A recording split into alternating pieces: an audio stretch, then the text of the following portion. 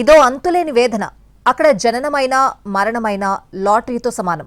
శిశువైనా శవమైనా కిలోమీటర్లు మోయాల్సిందే. పుట్టేడు దుఃఖంలోనూ డోలీలు, ప్రైవేట్ వాహనాలే దిక్కు. అన్నీ కదిలించే దృశ్యాలే. ఒకటి కాదు, రెండు కాదు, ఎన్నో అర్ధాయుషు మరణాలు. కారణం సంజీవని లాంటి అంబులెన్స్ నెట్వర్క్ వైఫల్యం. ఇది వైఫల్యం అనే కంటే యంత్రాంగం నిర్లక్ష్యం వల్ల చోటు చేసుకుంటున్న దారుణాలు అనడమే కరెక్ట్. అల్లూరి సీతారామరాజు జిల్లాలో అధ్వాన్నంగా మారిన అంబులెన్స్ సేవలు, వాటి చుట్టూ కన్నీటి కథలపై గ్రౌండ్ రిపోర్ట్. ప్రస్తుతం నేను పాడేరు సర్వజన ఆసుపత్రిలో ఉన్నాను. రోజు వేలాది మంది రోగులు ఇక్కడ వైద్య సేవల కోసం వస్తుంటారు. మెడికల్ హాస్పిటల్ వంటి అత్యాధునిక సౌకర్యాలను ఇక్కడ కల్పించగలిగినప్పటికీ మౌలిక వసతుల విషయంలో రోగులకు అనేక ఇబ్బందులు ఎదురవుతున్నాయి. వీటిలో ప్రధానమైనది అంబులెన్సుల కొరత. పేరుకి సంఖ్యాపరంగా అంబులెన్సులు ఉన్నప్పటికీ ఒక్కటి కూడా పనిచేయని పరిస్థితి. రోగులు దయనీయమైన పరిస్థితిని ఎదుర్కొంటున్నారు. ప్రస్తుతం నా వెనుకున్న ఈ అంబులెన్స్, ఇది తల్లి బిడ్డ ఎక్స్ప్రెస్కి సంబంధించి అనేక సమస్యలు ఉన్నాయి. నిర్వహణ లోపాల కారణంగా ఇక్కడున్న తల్లి బిడ్డ ఎక్స్ప్రెస్తో పాటు అంబులెన్స్లన్నీ మూతపడిన పరిస్థితి, అన్నీ కూడా మూలకి చేరాయి. దీంతో రోగులను అత్యవసర పరిస్థితుల్లో తీసుకుని రావాలన్నా, వారికి వైద్య సేవలు అందిన తర్వాత తిరిగి ఇళ్లకు చేర్చాలన్నా సాధ్యం కావడం లేదు. తప్పని పరిస్థితుల్లో రోగులు వ్యక్తిగత వాహనాలపై ప్రయాణాలు సాగించాల్సిన పరిస్థితి ఏర్పడింది. ఎవరైనా దురదృష్టవశాత్తు ప్రాణాలను కోల్పోతే వారిని చేతులపై మోసుకొని పోవడమో లేకపోతే ఆటోల్లో తరలించడమో తప్ప ఇక్కడ ప్రత్యామ్నాయం కనిపించడం లేదు.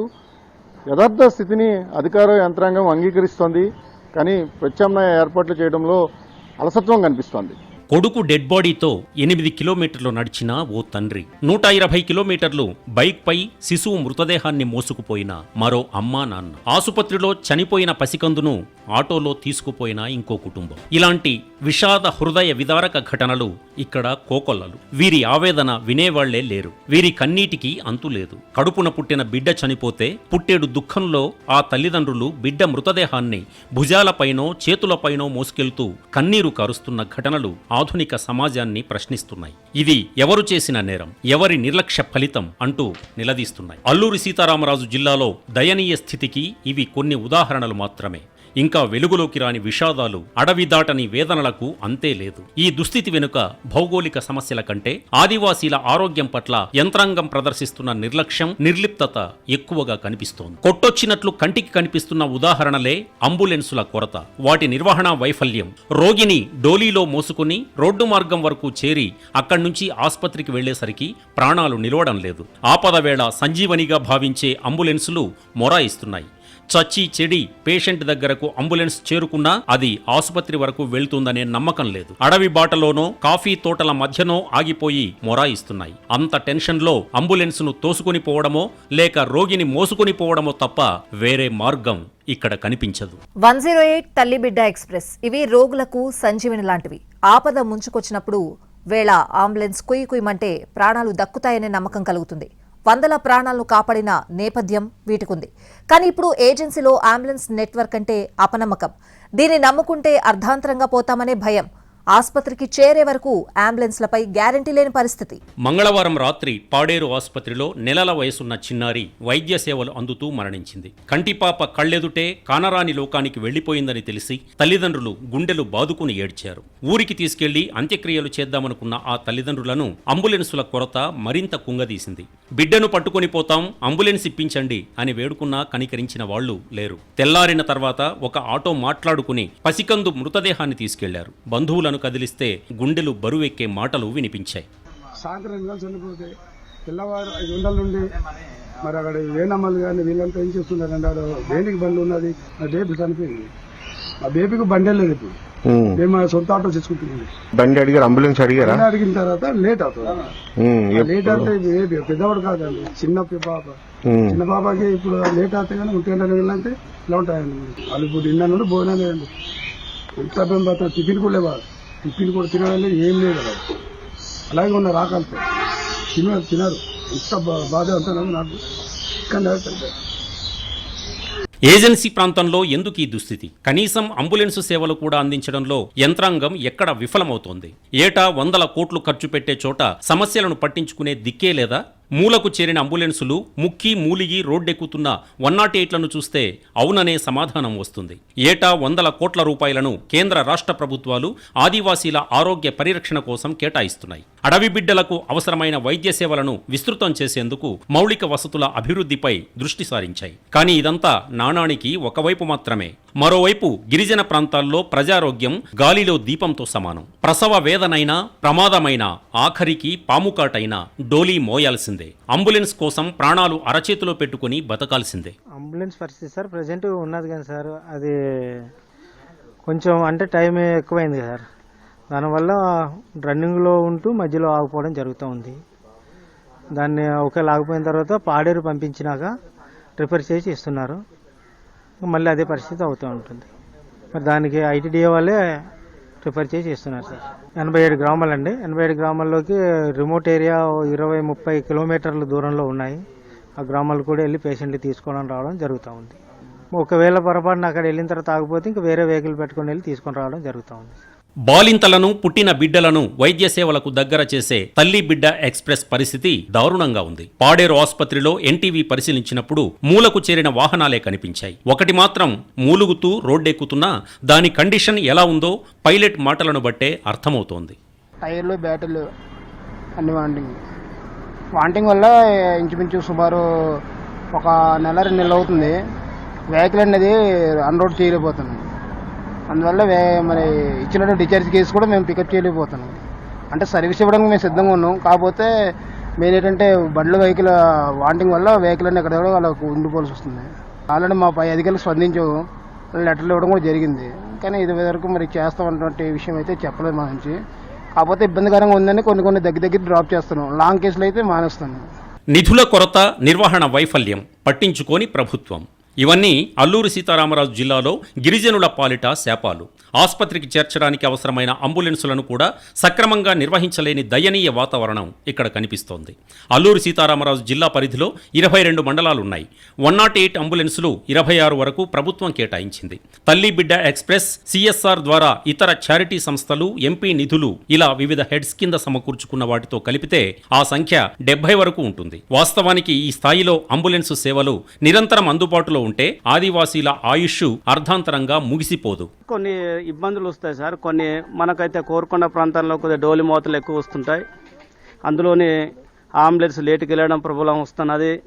అలాగే కొన్ని పంచాయతీలోని కూడా అంబులెన్స్ అందుబాటు లేకుండా కొన్ని వెహికల్, సొంత వెహికల్, ఆటోల మీద తీసుకురావడం కూడా జరుగుతున్నది సార్. దాన్ని బట్టి మనకు మా పిహెచ్లోని లోతిగడ్డలోని ఒక పిహెచ్లోని ఇంకో అంబులెన్స్ పెట్టగలుగుతారా అనేసి మన ప్రభుత్వం వారు కూడా కోరడం జరుగుతున్నది సార్.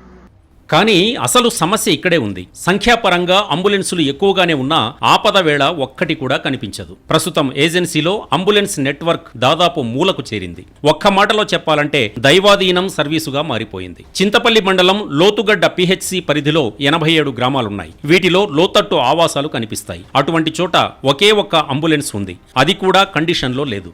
ఎప్పుడు ఎక్కడ ఆగిపోతుందో తెలియని పరిస్థితి. కొండలు గుట్టలు ఎక్కి ఎప్పుడో వీటి సర్వీస్ అయిపోయినా నామ్కే వాస్తే అన్నట్టు నడిపిస్తున్నారే కానీ ప్రత్యామ్నాయ ఏర్పాట్లు చేయడం లేదు. రిఫరల్, ఈ మాట వింటేనే రోగులకు అనారోగ్యం కంటే ఎక్కువ టెన్షన్ పట్టుకుంటుంది. అదృష్టం కొద్దీ అంబులెన్స్ అందుబాటులో ఉంటే సరాసరి, లేదంటే ప్రైవేట్ సర్వీసే దిక్కు. డిమాండ్, సమయం బట్టి ప్రైవేట్ అంబులెన్స్లు దోపిడీ చేస్తున్నాయి. విశాఖకు పేషెంట్ను తరలించాలంటే 15,000 నుంచి 25,000 వదిలించుకోవాల్సిందే. ప్రాణాల, వేలాది రూపాయల అనే ప్రశ్న జీవన్మరణమే. అంబులెన్సుల నిర్వహణలో ఎదురవుతున్న వైఫల్యాన్ని అధికార యంత్రాంగం అంగీకరిస్తోంది. కానీ విషాద ఘటనలకు అంబులెన్సులు ఒక్కటే కారణం కాదని అంటోంది.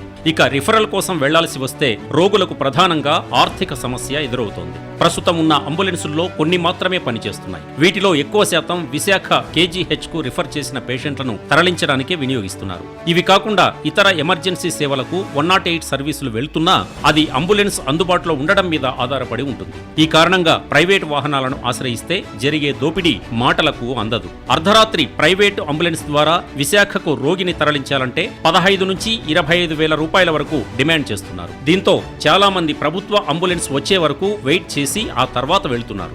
మరణం ఎంత విషాదమో భౌతిక కాయాలను తరలించడం అంతకు మించిన జటిల సమస్యగా ఉంది. ఇక్కడ మహాప్రస్థానం వంటి వాహనాలు అందుబాటులో లేవు. ఉన్న అంబులెన్సులన్నీ వైద్య సేవలకు తప్ప డెడ్ బాడీలు తరలించేందుకు అనుమతి ఇవ్వడం లేదు. దీంతో పుట్టేడు దుఃఖంలోనూ ప్రైవేటు వాహనాలలో మోసుకొని పోవాల్సిన దుస్థితి. ఈ క్రమంలో ఎన్నో వేదనలు, మరెన్నో కన్నీళ్లు పెట్టించే గాథలు మనసును కకావికలం చేస్తున్నాయి. సమస్య తీవ్రతను అధికారులు గుర్తించారు. ప్రభుత్వానికి నివేదికలు పంపించారు. 1-2 నెలల్లో అంబులెన్స్ సమస్యలను పరిష్కరిస్తామంటున్నారు అల్లూరు సీతారామరాజు జిల్లా కలెక్టర్ దినేష్ కుమార్. ఏజెన్సీలో 2 డిఫరెంట్ టైప్ ఆఫ్ అంబులెన్సెస్, ఒకటి 108 అంబులెన్సెస్ ఉన్నాయి. అది ప్రతి మండలికి ఒకటి ఉన్నాయి. మనకి ఇది కాకుండా ప్రత్యేకంగా నేషనల్ హెల్త్ మిషన్ కింద ఐటీడీఎస్కే పిఎస్సి లెవెల్లో అంబులెన్స్ ఇవ్వడం జరుగుతుంది. సో అట్లాంటి అంబులెన్సెస్ దాదాపుగా 60+ అంబులెన్సెస్ ఉన్నాయి. దీంట్లో గతంలో ఇచ్చిన అంబులెన్సెస్లో ఒక 13 to 14 అంబులెన్సెస్ చాలా ఓల్డ్ అంబులెన్సెస్ అయింది. అది అన్ని కూడా ఇప్పుడు రిపేరింగ్ ఎక్కువ వచ్చింది. అది అన్ని కూడా రీప్లేస్ చేయడానికి ఆల్రెడీ ప్రయత్నం చేస్తున్నాము. సో ఈ 13-14 ఇప్పుడు రీసెంట్గా మనకి వివిధ చారిటీ ఆర్గనైజేషన్స్ కూడా ఒక 3-4 అంబులెన్సెస్ ఇవ్వడం జరిగింది. ఫర్ ఎగ్జాంపుల్ సోను సూద్ గారు ఒక 2 అంబులెన్సెస్ ఇచ్చారు. జీజీహెచ్ మన ఎన్టీపీసీ నుంచి ఒక 4 అంబులెన్సెస్ రావడం జరిగింది. ఇది కాకుండా అగైన్ ఎంపీలాట్స్ నుంచి కూడా అనదర్ ఒక 9 అంబులెన్సెస్ ఆల్రెడీ ఆర్డర్ పెట్టి ఉన్నాం. సో ఈ అంబులెన్సెస్ వస్తే పాత ఈ 14 అంబులెన్సెస్ అన్ని కూడా రీప్లేస్ చేసేసి ఆ అంబులెన్సెస్ ని వేరే ఏదైనా పనికి పెట్టుకుని కొత్త అంబులెన్సెస్ పెట్టడం జరుగుతుంది. సినీ నటుడు సోను సూద్ వంటి వాళ్లే కాదు, వివిధ పరిశ్రమలు సిఎస్ఆర్ నిధులను కేటాయిస్తున్నాయి. ఫలితంగా సమస్య మరింత తీవ్రం కాకుండా ఉన్నప్పటికీ ప్రభుత్వం పరంగా తక్షణం స్పందించకపోతే ఇబ్బందులు తప్పేలా లేవు. అంబులెన్సులో నిర్వహణకు సంబంధించి ప్రత్యేక చర్యలు తీసుకుంటే తప్ప హృదయాలను బరువెక్కించే ఘటనలకు అంతం ఉండదు.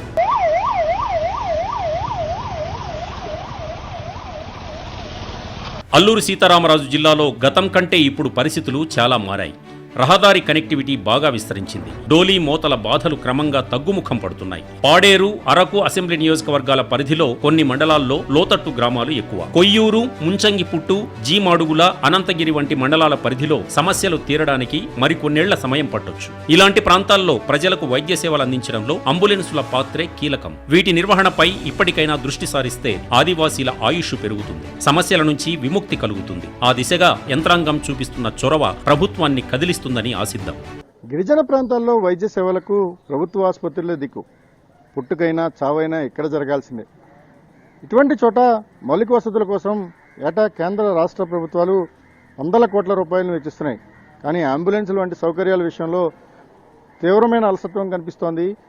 రోగులను ఆసుపత్రులకు తీసుకురావడానికి, తిరిగి వారిని ఇళ్లకు చేర్చడానికి అవసరమైన సదుపాయాలు లేని కారణంగా అనేక ఇబ్బందులు ఎదురవుతున్నాయి. లోతట్టు గిరిజన గ్రామాల్లో డోలీ మోతలకు మోసుకుంటూ ఇప్పటికీ ఆసుపత్రులకు తరలించాల్సిన పరిస్థితి. ఈ క్రమంలో అనేక మంది తమ ప్రాణాలను కోల్పోతున్నారు. పరిస్థితులు దయనీయంగా ఉన్న అధికారుల యంత్రాంగం అలసత్వాన్ని ప్రదర్శిస్తోంది. ప్రైవేటు వ్యక్తులు అందించే అంబులెన్సులపై ఆధారపడి ప్రస్తుతం అల్లూరి సీతారామరాజు జిల్లాలో వ్యవస్థ నడుస్తోంది. మిగిలిన అంబులెన్సులన్నీ మూలకు చేరిన నేపథ్యంలో ప్రభుత్వం తక్షణమే కల్పించుకోవాలని రోగులు కోరుతున్నారు. ఇది ఇవాల్టి గ్రౌండ్ రిపోర్ట్. కెమెరామెన్ సురేష్ తో రవిచంద్రన్ టీవీ, అల్లూరి సీతారామరాజు జిల్లా నుంచి.